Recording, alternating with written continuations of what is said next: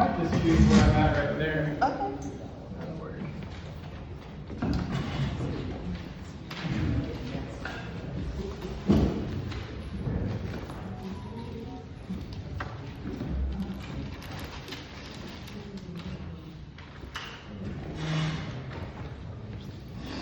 All right, as it says, my name is Darby Lee. I'm the farm manager in Lancaster, South Carolina. I manage 42 acres of property, and it's actually split between 2 different properties. The owner there is very keen on restorative agriculture, so we practice a lot of invasive species management, composting, and biochar production.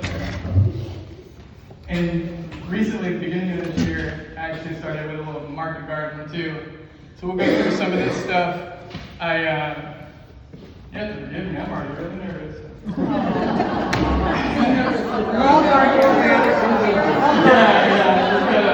Just breathe and get the shakes out. I do really appreciate you guys having me out and allowing me to speak. My first time presenting on this topic, I've done a lot of research on my own and kind of just been shelled away, and I don't really have anybody to talk about it with or speak about it with, so this is very different because anybody that I have normally spoken to about it, it's usually a cold call marketing or like cold emails, so it's very quick. You know, they don't really want to hear from you, they just want to hear what you got to say and get out of there. Let's see.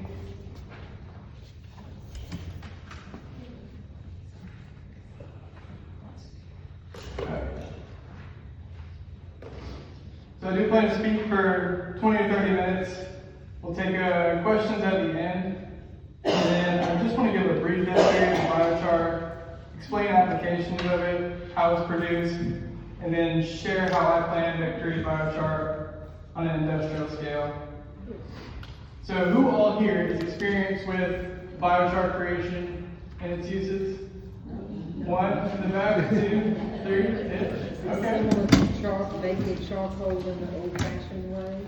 Similar but different. It's the same type of product. I brought some over here. You guys are more than welcome to have cups of it, take home, play with. This is the bucket of it. This is what it looks like. It's very close to charcoal, especially like this bigger stuff like this. But it just breaks up. It's actually closer to the charcoal if you've ever used like an art product, like the little pencils and whatnot. It's very close to that. So that answers my next question, was who has never heard anything at all about biochar? Nothing whatsoever, really? That's surprising. You could say anything. I told you, you know more about it. Very surprising. All right. And then, is anyone here familiar with the carbon credit market? Yeah? Yeah. Heard, oh yeah. So the carbon credit market, we'll go over that a little bit. As I was learning about it, I learned that it had a stigma real quick, right? That apparently in the industry, it seemed like most people deemed it as a greenwashing technique. But I have a different sort of plan, and I hope the way people see that I use carbon credits and I generate them, they won't be greenwashing. I do really want to help gardeners and farmers of all sorts. So let's get into it. Oh, I already switched to my next slide. So as I said, I've been practicing a lot of different things, invasive species, land clearing, composting, biochar production, market gardening too. This is a forestry mulcher. Of course, the equipment that it's attached to is a little stick here, and then the little head on the front where it's red, that has a little barrel in it, spins really, really fast. It's got like these hammers for knuckles on the end of it, and you can basically just take it through clear land, clear space. It actually leaves a beautiful end product because it just shreds trees. It's incredibly powerful and really dangerous, but it's a lot of fun to operate. This is kind of the end result, right? Wow. So it's a mess when you're walking through there. But from the picture, it looks great. You can tell that it just like spreads the mulch, it shoots trees into other trees. Not only does it really provide a good coverage on the ground, but it actually opens up the canopy a lot too, because you're getting a lot of that secondary growth out of the forest and you're creating a lot more space for animals and actual plants that you want in there instead of like invasive species. So the plan is here, and this is on the 26-acre property. So this is a very small snapshot of what happened. But we'll leave that mulch there, and then we'll come back and put some compost, and then eventually spread some wildflowers, and maybe even reintroduce some plants that the landowner wants there.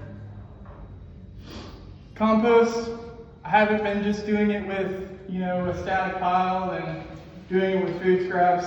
The landowner really wanted to see if we could do compost at like a larger scale. So I created these, first we collect all the wood chips, right, from the arborist, and they graciously dump all their wood chips because they don't want them. I have to pick out all the trash and the traffic cones and stuff out of it. And then I get it delivered over to this other farm where we've leased some land, and I create these windrows. And now this picture is the best one I could get, but it covers a lot of space. I have 1, 2, and I actually have 3 and 4 on the other side. They're about 350 feet long. The goal was to have it with a footprint of about 5.5 foot at the base, and then it comes to a triangle at the top at about, you want like 5 feet. Now, as these compost piles age, they will shrink, but the plan is we'll eventually get a turner, and the turner, I don't know if anybody is familiar with the bigger turners, but you can get it attaches to the back of the tractor, and you pull it down along the windrow, and it turns it, which is increasing oxygen in it, and it sprays water too. So it actually helps the decomposition process go faster. And I say that loosely because it's still an art, right? There's as much science as there is art, but it should get it down to about 90 to 120 days. When it's fully matured, we'll take that stuff up, we'll scoop it, we'll put it into a screener, we'll screen out all the good stuff. The good stuff is the finished compost. What comes out on the top is the overs, and the overs just get reintroduced into the next windrow generation. This is an example of invasive species eradication. Now the forestry mulcher does that too, right? We battle with scary heavily. And I don't know if you guys are familiar with that stuff at all, but it's very, very viney, and it just chokes out trees. It's just a nasty, nasty plant, unfortunately. Wisteria, yeah.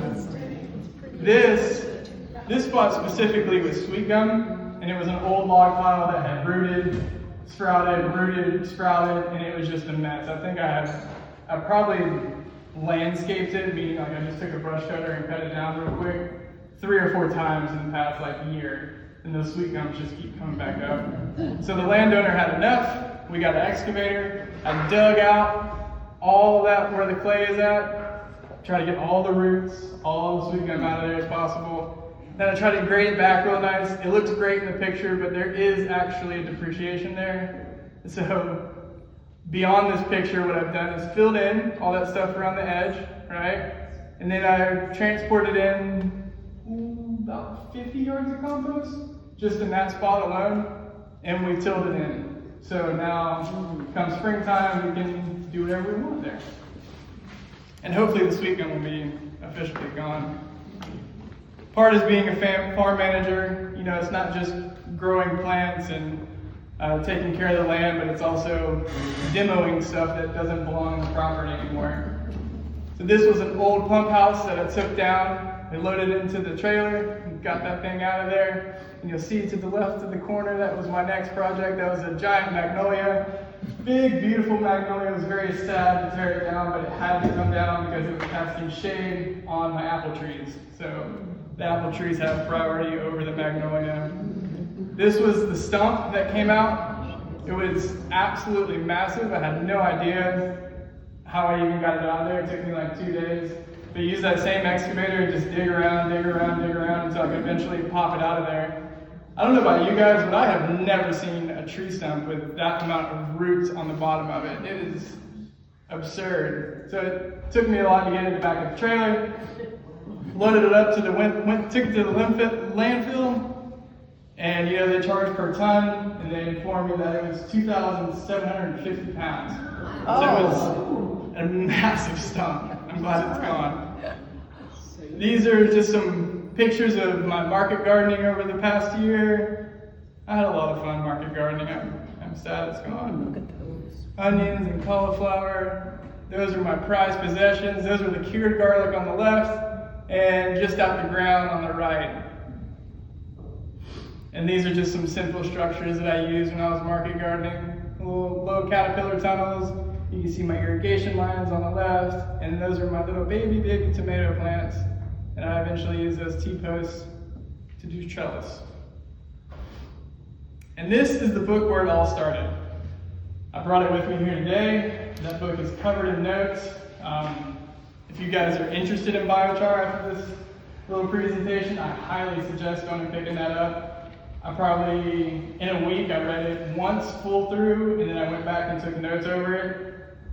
Very informative. It's going to give you a lot more of the history, where it came from, why it was used, like specific applications, actual science behind biochar. I am not that technical. I'm just a farmer. I just like to use things, and I like to see if it works or not. So if you want some more specific information, I definitely highly suggest getting into this book. Let's see, make sure I'm not missing anything. Oh yeah, I wanted to read a brief excerpt real quick on the history, because like I said, I am not that technically versed. If you don't mind, I'll sit down. So it says, biochar was introduced to the modern world largely as a result of the discovery of the human-created soils in the Amazon, known as Terra. The genesis of these soils began at least 2,000 to 2,500 years ago, if not earlier, while geologists have been aware of these unusually black soils since the 19th century. It was not until the 1960s that a team led by the Dutch soil scientist Wim Sombrecht began investigating them. Today, researchers have concluded that terra soils were created through the process of waste disposal, formed by the combination of charcoal, ash, food scraps, and human excreta. The expansion of these fertile soils facilitated the expansion of the human population in the Amazon. Before the arrival of the Europeans and their diseases, the settlements along certain parts of the Amazon River and its tributaries were concentrated on high river bluffs above the floodplain. This is where the terra soils were found. Some anthropologists estimate that there were as many as 10 million people living in the region before Columbus. One can speculate that as the population expanded and the amount of human excreta and food scraps grew, it would have become ever more important to sanitize and deodorize waste. It makes sense that people would use charcoal and ash from cooking fires to control odor and food scraps and human excreta. As these were deposited near the settlements, the soil grew richer and more fertile. It's also possible that the improved soil, in turn, enabled more crops to be grown and more people could be supported. This is just one example of the sort of virtuous cycle that biochar can instigate. So what that's kind of pointing to is,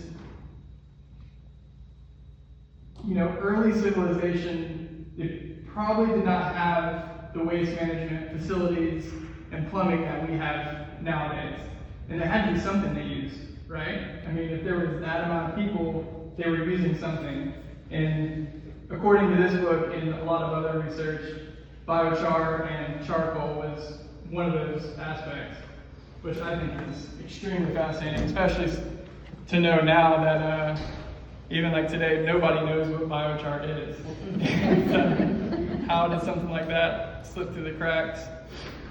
So the applications we have, water management, pollution, water filtration, health and beauty, construction materials, soil remediation, and stormwater runoff. I go into these a little bit more specifically. So biochar fixes drought conditions by holding and storing water in the soil. Biochar fixes fertilizer shortages because it holds nutrients in the soil.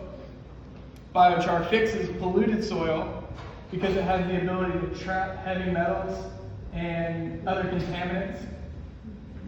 And biochar fixes dead soil, smelly compost, because it provides an environment that is beneficial for microbes. Biochar fixes flooding. Let's see that one specifically. It says by improving rainwater infiltration. Biochar fixes drinking water by filtering out contaminants. And the biochar fixes building material impacts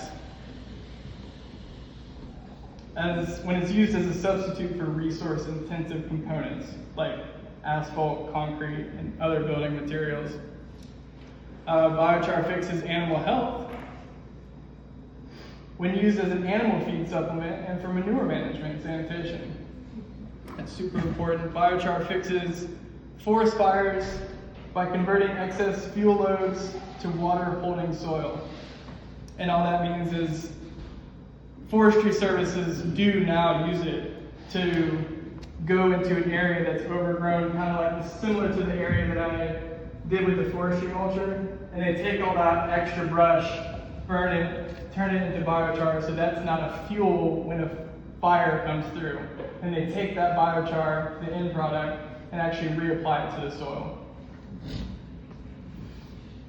So just this, we're going to go over the biochar production. This is my experience. I think I've done about 4 kiln burns now, and this is the end product, what you're looking at. This completely after I've drenched it with water, and you see you still have some logs and stuff there for the next burn, but that center part is what I brought in the bucket today that you're more than welcome to have a cup with and experiment with. This is the setup.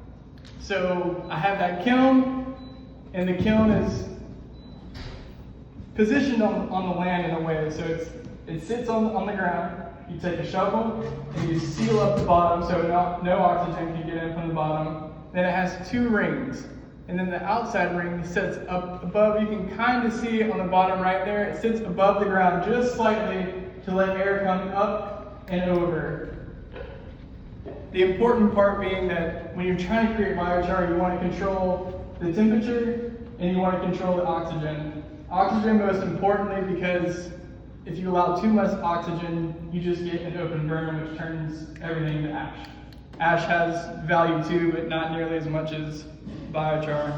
The water trailer is not there just for safety. I do need that to end the burn. So at the end of the burn, I will literally drain that whole, I think that's like 2,000 gallons that I have there, and completely drench it.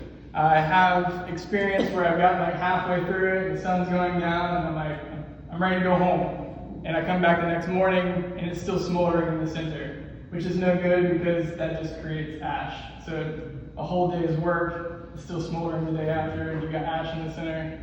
No good. So before I get started with this kiln, I take all of the woody debris around the property, whether that's just tree trimmings or brush cutting or whatever it is, even chainsawing up different logs, and I take it and I make little strategic piles all around the kiln. You're only seeing like the remnants. I think that's toward the end of the day when things have slowed down, but like the whole area is covered in like all these little tiny brush piles that I can go and either pick up with the tractor and put into the biochar, or I can like hand feed it in. It does get really hot, so it's kind of it's tough to do by hand, but it's also tough to do by tractor. So like I said, it's as much of an art as it is science. But that's the key part in starting this. You get all your stuff collected, you want to let it dry out for at least a week or so, and actual moisture content you're looking for is about 30 to 40%. And then when you're ready to burn, you take that kiln and you fill it all the way up to the tippy top.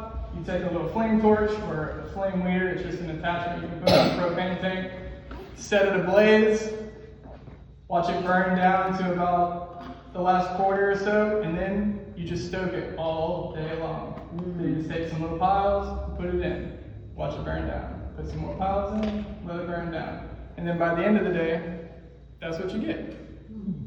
A lot of hard work, very valuable. These are my apple trees I was talking about earlier. That's why the magnolia had to go. This was probably the best application that I used it for. I've been using it in my home garden too. But these apple trees definitely responded extremely well. So I took the cage off, I weed eated around, and I mixed in my little bucket 50-50 compost and biochar. I've now learned that you only need about 10%. You do not need 50-50. So that's 50-50 was overkill, that's okay. 50-50 mixed compost biochar. Put that on the spot, right around the bottom. And then I also covered that portion with pine bark fines. So it was like perfect. Since then, I've noticed trees that were doing well continue to do well, which is good. And then trees that were struggling seem to kind of show a little bit of life the past like month or so, which is pretty cool. And from all my research, it does seem like biochar is there to help in those stressful situations that plants create like a stagnant growth. And I'm sure if you've all been growing plants for a very long time, you understand it gets too hot, drought, too much rain, plants tend to stop. They will just kind of wait until conditions are good. Where these were experiencing drought and still providing new growth, which I thought was very interesting that they weren't getting stressed out. So, this is an example of what happens when land development comes in, right? Good and bad with land development. I've created a lot of different relationships in the agricultural industry since I've been here. I've been in Lancaster for about 1.5 years now. I've worked really closely with waste management facilities, landfills, landscaping companies, and they all have an issue with these slash piles. So they're either taking in too much and they reach a capacity, and then they have to start just giving away mulch as fast as they can. I know Mecklenburg County does mulch madness. You know, when they reach capacity, they're like, just come and get it. Just bring your trailer, bring your truck, come and get it. And then they also reach capacity on compost because a good facility will take slash piles like this and turn it into compost. So they'll put this stuff through a grinder, which is a huge machine, costs a lot to operate. They grind it into mulch, and they do the same thing that I was doing with the compost. They windrow it, and they have bigger turners, and they turn it into compost. Typically, these slash piles on site are handled in a few different ways. Sometimes they'll burn it, which is no good, which is like this, right? So you create like an open burn, all of the nutrients and the carbon is going right back up in the air, which is exactly what carbon or biochar intends to do. It tends to store carbon, that's what it wants to do. And then if they're not burning it, which burning this, I feel like you would get in a lot of trouble. That's a huge pile. You have to haul it away, which if anybody's ever hauled anything before or got something delivered, all that stuff is expensive, and there's emissions tied to it as well. So I started trying to look for a solution, right? I knew about biochar. I read this book, and I felt like there was some kind of connection, right, between creating biochar, helping with slash piles and the waste management facilities and the landfills. And I ended up coming up on a pretty cool solution. This is the second machine that I've looked at, but the first one was a smaller one. This one is huge. It is basically just it's just a container on tracks, and it's got a conveyor. So what it does is it'll put all that woody debris in the top at the rate of 20 tons per hour, and then it puts biochar on the conveyor out. And it's supposing that the biochar that comes out is 99% carbon, which is incredible. So I plan to pick one of these guys up, kind of go around to different landfills and waste management facilities and see what I can do. See if I can help with, the capacity that they're reaching, and also generate biochar. Along with generating the biochar at that high quality, at that 99%, I will assuredly be able to get this verified for carbon credits. I intend to do with the carbon credits that is something a little different. Like I said before, that there's a little bit of greenwashing going on, or maybe it seems like there's a little bit of greenwashing going on with some of these industries.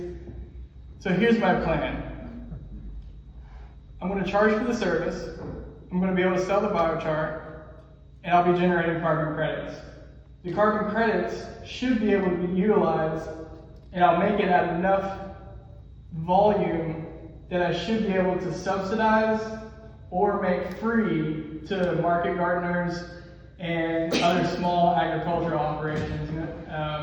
Even like maybe people that have goats or chickens or anything like that, and start getting it into the market.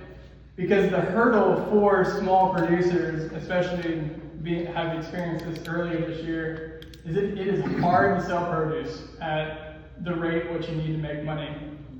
So of course, when I've approached these different farmers and they say, yeah, biochar sounds great, carbon credits sound great, but they all are left out. So I'm really, really hoping once I start getting these carbon credits rolling that I can subsidize and really ideally make it free for as many people as possible.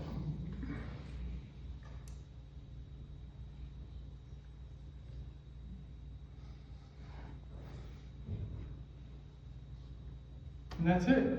That's my information. You guys are more than welcome to reach out to me on email, on LinkedIn. That's my Instagram. And I put some little infographics and stuff on your table that kind of give a little more detail about how biochar is made and the different industries that it's used in. It's actually really quite widely used. I mean, if you think of biogas, high tech, I'm still looking into stuff like that. Medicine, I'm still looking into that. Cosmetics and sanitation. So my goal is to first break into the agricultural world, and then once I get my biochar accredited enough, then you can start going into these different industries. Good. Oh, good. Have you sampled, us as gardeners, how do we use biochar? First thing we want to know is, what's the nutrient mix in that, so we can see how we apply to our garden. Have you ever gotten a soil sample? I've gotten soil samples on the farm, but it's actually a really good question. I'm glad you asked it, because biochar, when it's finished, is essentially like a very, very porous sponge. So if you just take biochar like right out of the kiln and put it into your soil, you're going to see that it's going to stress the soil out and stress the plants out. So it needs to be inoculated first. Letting it sit out in the weather, in the water, that's fine for inoculation. Mixing it with compost, even 50-50, and letting it sit for a little while, that's fine. You can also get really technical with it and get like a actual inoculant for it, where it's got like mycorrhizal and beneficial microbes already in it, and you're soaking it, and then that's how you apply it. And to answer your application question, it's not a lot. You don't need a lot. It goes a long, long ways. Every time I look at it, like it's now down to 2%. So if you're just going to broadcast it, like take this stuff up, whatever you've inoculated it with, and broadcast it onto your garden, I mean, you're looking at a pound per square foot. So it's very, very minimal use. Does that answer your question? Water retention The water retention comes from its porosity, right? So it's already got a lot of sponge attributes. That's why when it's used in all these different like soil remediation and contaminants and pollution, it's because it has that sponge effect. It wants to hold things, it wants to trap things. And that's the same thing it does with water. It's holding that water and releasing it when the plant needs it or when the soil needs it. Does that answer your question? Yes. I appreciate you asking that. Good. When you do your burn and you get the biochar out of there, what do you do with the ashes? Well, in theory, there shouldn't be any ash left. So the ash, if I do have any ash, I just reincorporate it back into the soil there at the farm. Well, really, actually, I know when I was a boy, my parents we didn't have like electric heat and stuff. They had wood heat. They would save the ashes until the spring of the year when they planted the vegetables. They'd use the ash for fertilizer. Yeah, I've heard ash is good too for pest control. Bugs, It's got its use, but if you're intending to make biochar, that's why I said if I'm making biochar, I don't want to make ash, because then I've done it wrong. I went too far in the process. I wanted to stop at a certain point to carbonize that material like that. Okay. That's a good question, thank you. Go ahead, Alex. Does using biochar have any effect on soil pH? That's a great question. I don't know. I would assume if it's inoculated right, probably not. But I don't know. I'd have to look into that. Can I suggest something? Go ahead. I would get that, go to HGIC, that's, Clemson's Home and Garden Information Center. Uh-huh. There's a soilless sample test. So it's not soilless, that is. Oh, I gotcha. And they'll give you the entire profile, and if you want, I can show you what, I mean, it shows pH, it has everything. Oh, that's cool. It's comprehensive. I'll have to look into that. What I was getting with, how do we apply it, you know, it's helpful for a gardener to know. Yeah. What am I gonna get out of this pipe if I would purchase it? So I could expand on it a little more and tell you from the research, not from my own personal experience, but if it's holding water, you're using less water. If it's holding nutrients, you're using less nutrient input, which also has the other effect of, you're not attaching those emissions from getting your fertilizer to your garden. You don't have to use as much. Go ahead, there's someone in the back. But does it have a timing though? Like, does the nutrients that are being held, do they expire, do they get used up, how does that work? That's another good question. Apparently, it holds things for hundreds of years. Yeah, and even upwards to 1,000. So that's why when this stuff is sequestering carbon, it's actually you're being rated off its ability to sequester carbon for hundreds, if not thousands of years. So you're completely eliminating that carbon out of the carbon cycle. Anyone else? Anyone else? Go ahead. Do you have any in your, tearing up that machine that goes in and eradicates the undergrowth and the trees? Did you have any of those, pear trees that have the very, Yeah. did that tear up your machine or No. you tear that up? Oh yeah, they're big. So we actually worked around the Bradford pears that we Yes, talked about. yes. Yeah, so we worked around them and we tagged them before we went in because you don't have a lot of visibility in that machine once you start working. So we were going to save those because I guess there's a program where you can eliminate the Bradford pears and also get a native plant in return. Yes. So we're going to try to experiment with that a little bit and see what we can do. Anyone else? So how did you get into all of this? What's your background? Like agriculture in general, or? So I actually have a really varied background. I was a truck driver at one point for 5 years. Tow truck driver, did heavy equipment hauling, worked in all sorts of warehousing, and then I ended up moving into landscaping, which was, I quickly moved into like construction landscaping, started learning more about plants and large scale operations. And then I got the opportunity to come out here and be a farm manager, and I was like, I'm sold. Like I've always done agriculture as on the side, right? So even when I was a truck driver, I had a market garden at night that I was tending to, and I was trying to sell stuff on the weekends. I literally had like lights up out at night while I was trying to work after work. And yeah, it's just this was an opportunity that I had, and I literally could not refuse it. At the time, I was living in Portland, Oregon, and I met up with the landowner and moving back to Jacksonville, where I'm originally from, and then went up to Lancaster, and it's been great. I've had so much fun. Anyone else? These are good questions. I appreciate it. All right. Thank you, guys. Thank you. Thank you so much, Marty. That was wonderful. I think all of us learned something today. All right.